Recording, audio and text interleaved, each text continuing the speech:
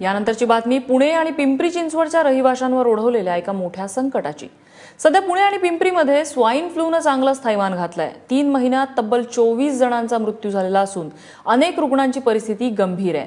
पुण्यामध्ये swine flu कसा फोफावत चाललेला आहे, आपण एक आढावा घेऊया।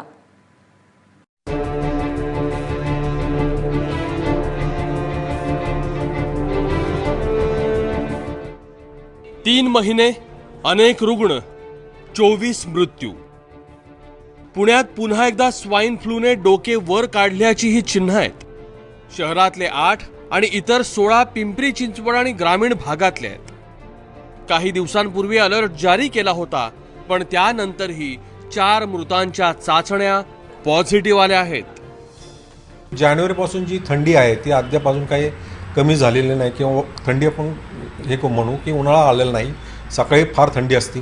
वातावरणामध्ये या डिफरन्समुळे व्हायरेमिया जास्त होतो।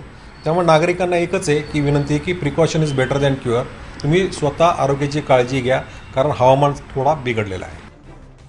आजही पुण्यात स्वाईन फ्लूचे 29 रुग्ण आहेत, त्यातले 16 व्हेंटिलेटरवर आहेत। मृतांमध्ये 8 वर्षांची मुलगी आहे, तर 3 पुरुष मध्यम वयीन आहेत। या आकड्यांमुळे पुण्यात घबराट पसरली आहे। पुण्यातल्या नायडू हॉस्पिटलमध्ये संशयित रुग्णांची रांग लागली आहे। नायडू हॉस्पिटलमध्ये अशी सुविधा आहे ती आम्हाला एका मेडिकल थ्रू समजली। तर हे जे अवेअरनेस आहे ना, ह्या हॉस्पिटलमध्ये अशी ट्रीटमेंट भेटती, ही लोकांना भेटलं पाहिजे। हातपाय दुखणे, सर्दी होणे, डोकं दुखणे, डोकं खूप दुखणे आणि इतका ताप की असे अंगाला हाताला हात लावला चटके बसायचे। जसं कुठं गॅसवर आपण काही भांडं ठेवलं आणि हातात धरलं ते फेकलं, अशा पद्धतीचे त्या चटके लागत होते अंगाला। खरं तर हिवाळ्यामध्ये स्वाईन फ्लूचा प्रादुर्भाव वाढतो, पण उन्हाळ्यातही या स्वाईन फ्लूने डोकं वर काढल्यानं जास्त काळजी घेण्याची गरज आहे।